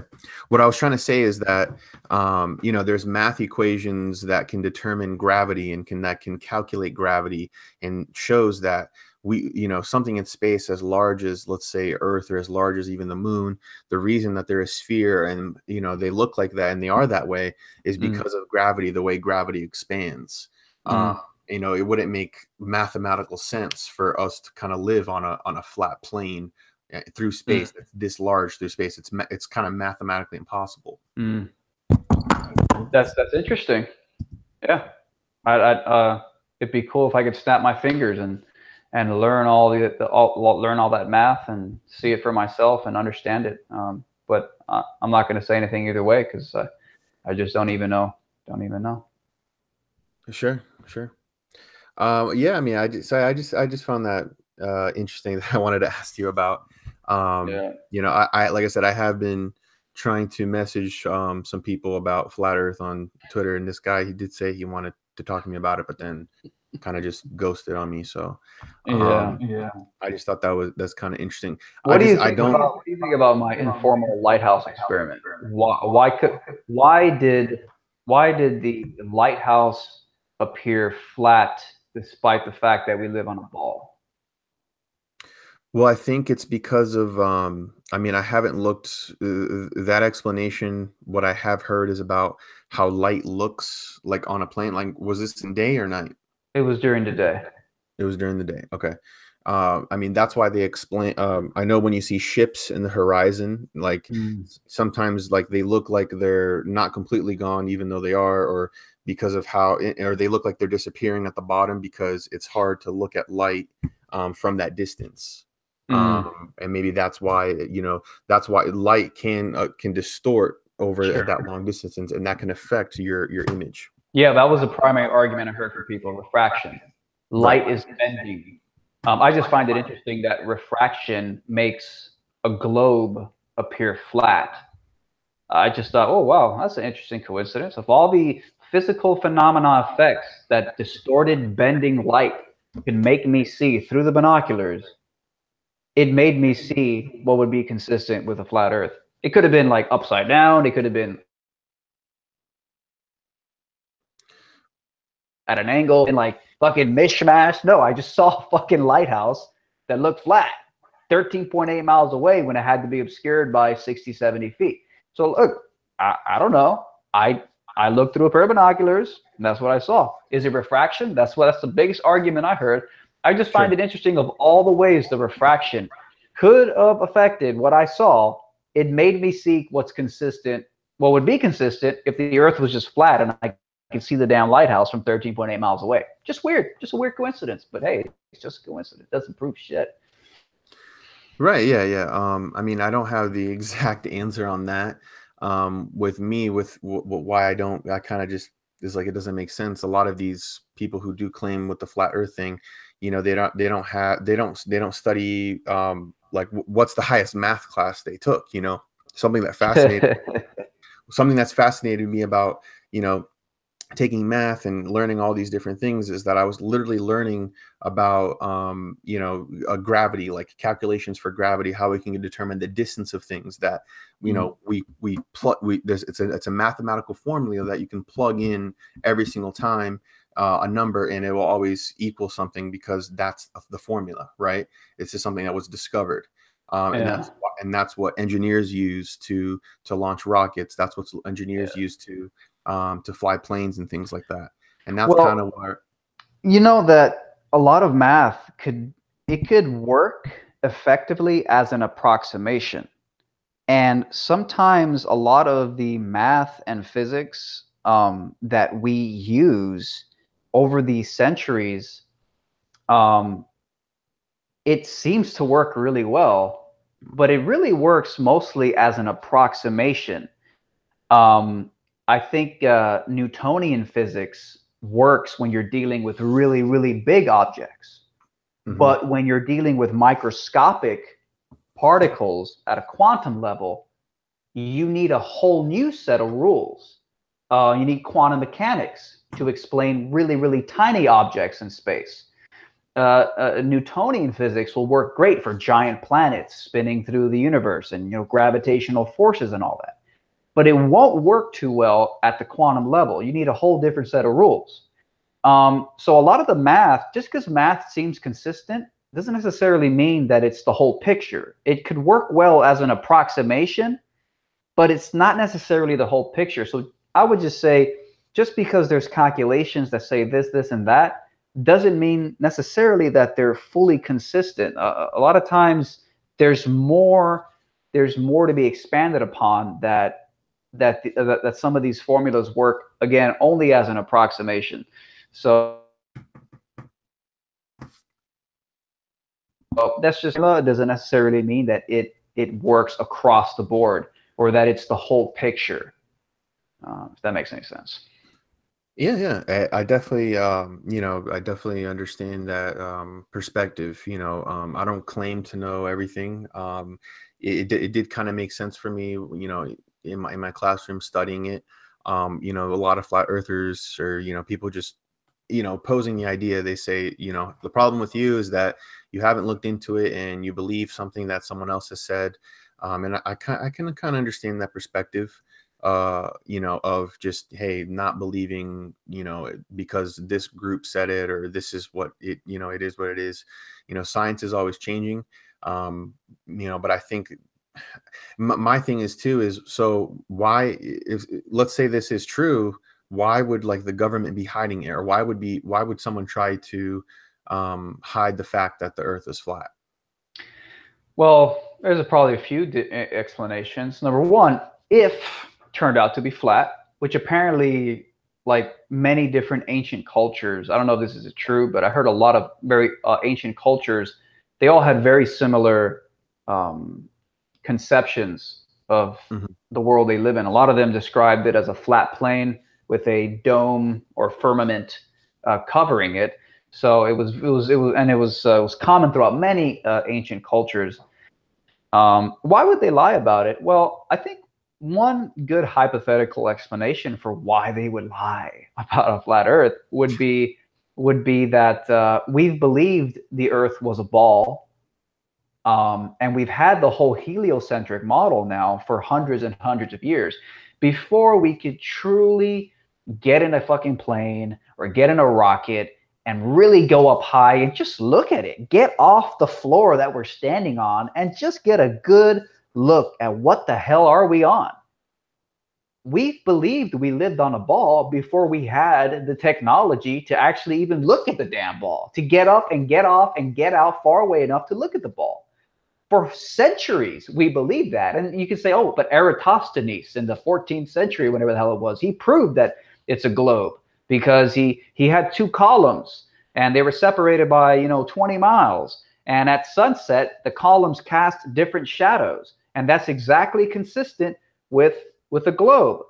But it turns out, and I even heard Vsauce, popular YouTuber Vsauce, even he said it in his flat Earth video, that Eratosthenes' experiment is only consistent with a globe if you assume that the sun is millions and millions and millions and millions of miles away. If you assume the Earth is the sun is only a few thousand miles away and it's much smaller than we think it is, those shadows cast by those two columns in Eratosthenes' experiment could be perfectly consistent with a flat Earth. Physically, the physics of the shadows and the light could be perfectly consistent with a flat Earth. So it's technically not irrefutable proof. That's one of the big proofs that people cite, Eratosthenes. Mm-hmm. Unless you have some type of real hardcore proof that the sun is millions and millions and millions and millions of miles away, then Eratosthenes' experiment is far from conclusive. Now people will say, we do have evidence it's millions and millions of miles away. Well, fine. But I wonder if Eratosthenes knew that back then, if they had a way to prove it. I think there might be a way with angles or some shit like that. I heard some anti-flat earther describe that. But again, why would they lie? Well, I think one reason is simply conformity and cultural rigidity and an unwillingness to change. If people believed in a ball before we could just get on a goddamn rocket ship and just look at and see what is it we're actually standing on, before we could ever do that, we believed it was a ball, and we believed it for hundreds of years. So how many people are going to say, oops, we've had it wrong for hundreds of years. Oops, all the universities are teaching lies. Oops, NASA faked the moon landings. Obviously, it must have been fake because they showed us pictures of a ball, but it's fucking flat. So, I mean, I could totally see that being one wild ass possibility. Wouldn't that be like breaking news though? Like, wouldn't it be like, hey, we've discovered this, like, we got to get the truth out there. Wouldn't that be, I don't understand. I don't understand like, oh, because we believe this hundreds of years. I mean, isn't that kind of, I mean, correct me if I'm wrong, like back in the day with Galileo, he was persecuted by the Catholic Church because I don't know if it had to do with the earth being flat or round, but it had to do with the earth being the center of the universe, when he said, oh no, we're not the center of the universe according to my calculations. Yep. The sun is, we go around the sun, and they said he was going against God, and the story of Galileo, or people should know it. Of course. Yeah, persecuted him because of that belief. And then later it was discovered, and that was the science that, guess what, it is the heliocentric model where we're going around the sun and not the earth. So it is something that it would be hard to kind of keep a secret if there was something huge like the earth being flat, and hey, we believed it for because I know with the flat earth they believe that that Antarctica is not like that landmass that we see on the globe, but it's actually an ice wall that surrounds it. And maybe I've heard reasons why they hide it, or they could hide it, is because they're hiding land, right? Yeah, that's one theory. Right. I mean, hey, if it turned out that, again, how long have we had the technology to easily traverse the planet? How long have we had airplanes?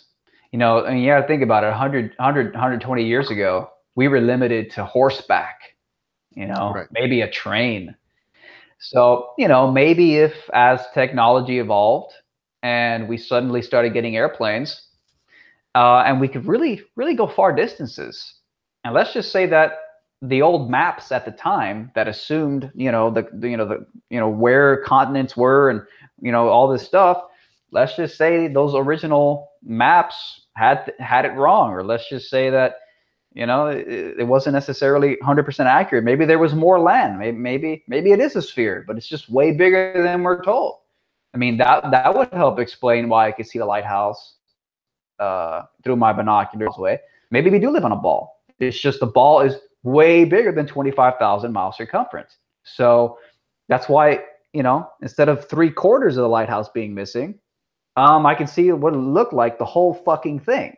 Maybe the Earth is just way bigger, and so some people want to get conspiratorial and say that all this human overpopulation is just that's a hoax to get people to think they have to cut back on carbon emissions, and it's just a depopulation program. They would want to, so you go back 100 years or something, and 150 years, and well, the plane was invented. What, the mid 1900s was the plane invented? Yeah, like I think like 1920s, right? Like 1920s. 1920s. So I don't know. Let's just say that back then, let's just say our assumptions about the nature of the planet we live on, because we didn't have rocket ships back then. I mean, at best, we could maybe chart the continents and our perception of the globe. We can chart it based on people navigating on fucking ships. I mean, not the most, probably not necessarily the most accurate, not as accurate as maybe getting a satellite to go up and take snapshots. That would be a lot more accurate. So who knows? If you want to play a hypothetical game, maybe as the technology to truly travel quickly, like airplanes, came, probably the rich and powerful had access to these luxuries of air travel. And maybe some people decided they wanted to go out and explore, and they got on fucking planes, and they went out and they said, holy shit, this is fucking way bigger than we thought it was. And maybe these people who already had a bunch of power back then, Robert Barron's already running the show, had insights about the true nature of our planet before everybody else could. And maybe they said, holy crap, it's way bigger. We're going to have some private fucking islands far off in the distance, and we're going to tell everybody that they live on this little globe, and there's only this tiny amount of land, and we're going to live offshore, sucking taxes off you people who think you live on a little ball. Who knows, man? That's some hypothetical fun mind experiments. Like Aristotle said, entertain ideas without accepting them. So just fun. Sure. What about the explanation too with a lot of flat earthers say that all pictures of the earth are fake, all it's all CGI composites and things like that. What about the satellites that you can go to their websites and every 10 minutes they're posting a different picture on Earth? Is it more, I mean, would you see that maybe it's a simpler explanation that they're actually taking the pictures as opposed to someone is there creating those fake pictures? The Himawari, the Japanese Himawari 8 satellite was like always, I was like, oh, fuck, well, they got pictures every 10 minutes. I mean, what more proof do you need? Right. Some flat earthers, though, they did some interesting videos where they went to the website where these images are posted every 10 minutes, and they looked into the metadata of the website. You could access like backdoor information on websites, and they looked into it, and they actually found file folders in the understructure of the websites where these images of Earth were being posted every 10 minutes. And in the file folders, in the metadata of the website, they found layers, weird layer images of Earth. They found one image. It was like a 2D. It was like a globe, a map of the entire globe, but flattened on a 2D surface. And every single continent, every landmass on the globe was hollowed out. And they found another one. It was another 2D image of the globe, the globe flattened out on a 2D surface, but all the oceans were hollowed out, made transparent. And they found all these weird layered images. So, they claim that that's proof that those Himawari 8 satellites, they also found some metadata saying that something about the Himawari 8's images of Earth, they're taken, or they're based off of NASA's blue marble image of Earth. So they claim that's, just damning proof that the supposed snapshot photo taken by the Himawari 8 is really nothing more than layered. There's layers. They say they found layers, even weather. the weather patterns layers. And they say that you can just take the weather data from all the local weather stations that are getting all the Doppler information, and they just take in the weather data. So they claim that it's just one big fat composite. So it's a bit complicated, and I don't remember the video exactly, but you know, flat earthers, they always have a counter argument for fucking everything. So that's their counter argument for the Himawari 8. You know, I don't know. I didn't look into the website myself, so I don't know. Yeah, I'll have to take a look at that video. I'm kind of curious now, but I'll send you a link to that because it's really fascinating. I'm not a computer person, so I don't fucking know, like, you know, what the hell they're looking at, but I'm gonna send you a link right now because it's pretty interesting, actually. cool. Yeah. Send that to me. I'll see too. I mean, there's the best documentary that you can watch. The moon landing thing is something that I've kind of taken interest of lately, about just how they faked it. There is proof that they, you know, doctored photos, doctored video. There's like an you know, what's it called? There's like an unreleased video that they released that they didn't think was going to be released to the public, where they were saying there was inconsistencies of how like far they were saying they were from the moon. It's really fascinating stuff. It was, there's really fascinating stuff. Also too about the what's it called, the Van Allen radiation belts, about how humans aren't supposed to pass through that, and that's why all you know, current space flight is below that orbit, the 400 miles, when the moon was supposed to go past that. You know, there's that. The faking of the things is what really kind of takes me aback. The footage, you know, there's different videos of, you know, when they're on the moon where, you know, the physics looks different, like on the same space flight, you know, they're jumping around a certain way, and then on a different video they're jumping around a totally different way. And it's like, shouldn't the physics on the moon be the same no matter what? It seemed like, you know, they were doing different things. That's definitely a huge one, and it does kind of fascinate me. So a lot of flat earthers do kind of link that. But I guess to kind of finalize that topic, why do you think it's kind of growing? Like I feel like it's like bigger than ever. You know, you have certain like celebrities. I know the main one was like Kyrie Irving. I think there was someone else too who was like, hey, like we should start questioning this. Why do you think this is kind of, it's like growing and bigger than ever, you know, around this time? Yeah, I mean, sometimes I scratch my head and I'm wondering, like, is this like some fake conspiracy being pushed by the elite to like get us worrying about some complete irrelevant non-conspiracy, so we don't conspiracies going on? I thought about that. Like, why would Kyrie Irving, some big celebrity, come out? In fact, even in a Nike commercial that Kyrie Irving did like about a month ago, he actually included like a flat earth in the background. So even corporations are letting, like, if a flat earth was such a big conspiracy and it was like, you know, they got to keep it secret, why would corporations like Nike allow Kyrie Irving to include a flat earth in the background? Like, sometimes it makes me wonder if this is like some big psyop. I don't fucking know, but yeah, man, that's all I got to say about that, bro. Sure. Yeah, I just had to ask you about that, so I appreciate it. It's all good. So yeah, I think I don't know if there was anything else you wanted to go over. I think this was a kind of cool discussion. So yeah, that's it, man. I'm good. I think we went for about 2 hours. I think we covered things pretty decently, so cool. I'm good. So guys, if you're watching, make sure to subscribe to Chris at Red Pill Philosophy down below. I appreciate you, Chris, coming on talking to me about this, and I'll catch you guys next time. Yeah, later, guys.